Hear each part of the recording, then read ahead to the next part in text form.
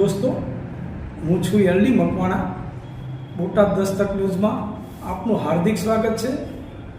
દોસ્તો, આજે ભારત દેશમાં એવી પરિસ્થિતિ છે કે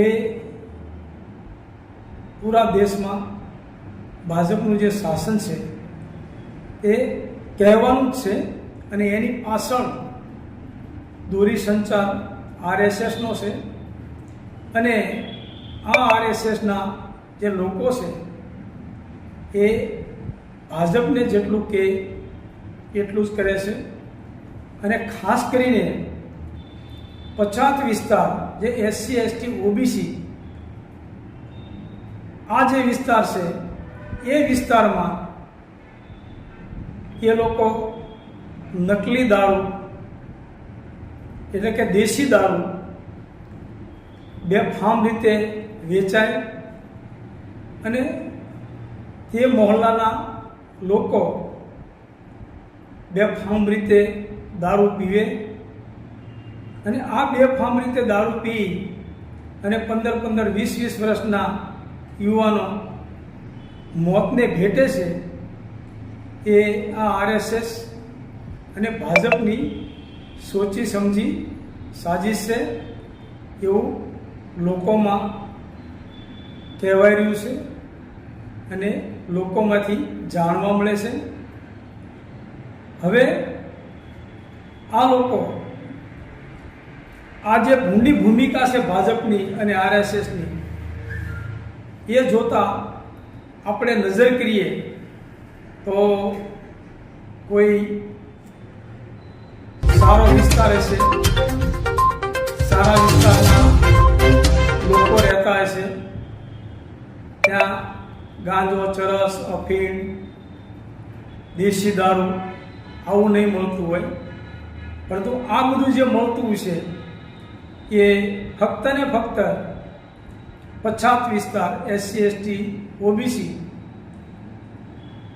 અને આ વિસ્તારમાં જે આ બધી છે એ બધી ઘુસાડવામાં પાછલા બારણે પોલીસને પણ સંકેત કરતા હોય છે સત્તાધારી કે આ બધું ચાલવા દેવાનું, આમને અટકાવવાના નહીં.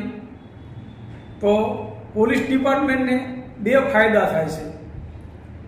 એક તો સરકારમાં એમનો ઠપકો નથી આવતો અને બીજા નંબરે આ જે નકલી દારૂ વેચતા હોય, દેશી દારૂ વેચતા હોય, ગાંજો, અફીણ, સરસ, હશીશ, કોકીન આ બધું જે વેચતા હોય છે એની પાસેથી પૈસા લેવાનો છૂટો દોર મળી જાય છે અને એની પાસેથી ખૂબ પ્રમાણમાં પોલીસ ડિપાર્ટમેન્ટના માણસો પણ પૈસા લે છે. એટલે ખરેખર દુઃખદ બાબત તો એ છે કે એસસી એસટી ઓબીસીના જે લોકો છે એ હવે સમજી જાય તો સારી વાત છે. કારણ કે આ લોકો તમને મારી નાખવા માટેના તમામ પ્રયત્નો કરી રહ્યા છે, તમારી વસ્તી ઓછી કરવાના તમામ પ્રયત્નો કરી રહ્યા છે.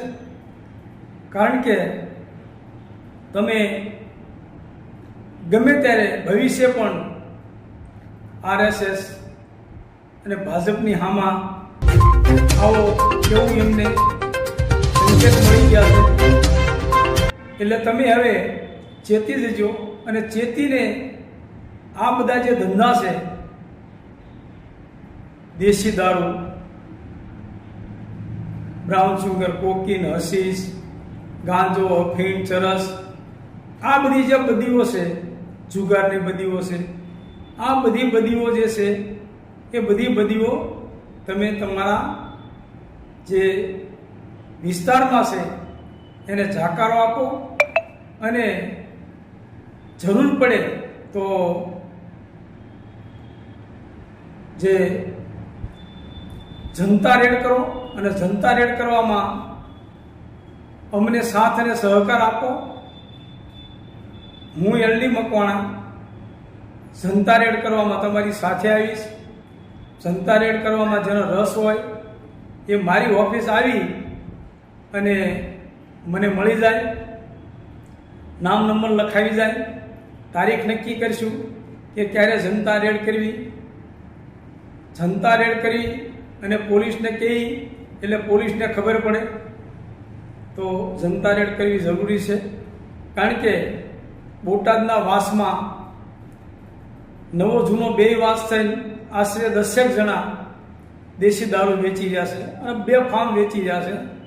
અને એની પાસેથી પોલીસ પૈસા લઈને આપણે એને કહીએ તો પોલીસ આવવાની નથી, કારણ કે પૈસા લઈ અને આંખ આડા કામ કરે છે.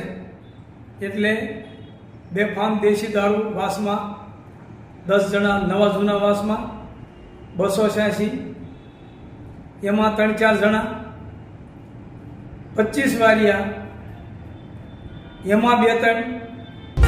તો ફક્ત અનુસૂચિત જાતિનો જે વિસ્તાર છે આ વિસ્તારની અંદર જ તમે જુઓ તો મારા ખ્યાલથી ઓછામાં ઓછા 15 થી 17 જણા જે દેશી દારૂ, જે નકલી દારૂ કહેવાય, જે ખરેખર શાનો બનતો હોય એ જ નક્કી નથી, કેમિકલની હળી કરતા હોય કે લઠ્ઠાકાંડ જે થયો હતો બરવાળામાં એવો લઠ્ઠાકાંડ પણ ગમે ત્યારે થશે. તો આ તમને મારી નાખવાની સોચી સમજી સાજિશ છે. તો આ બાબતે બોટાદના SC ST OBCના, બોટાદના તમામ SC ST OBCના જે વિસ્તારો છે ત્યાં ખરેખર દારૂ બંધ થવો જોઈએ.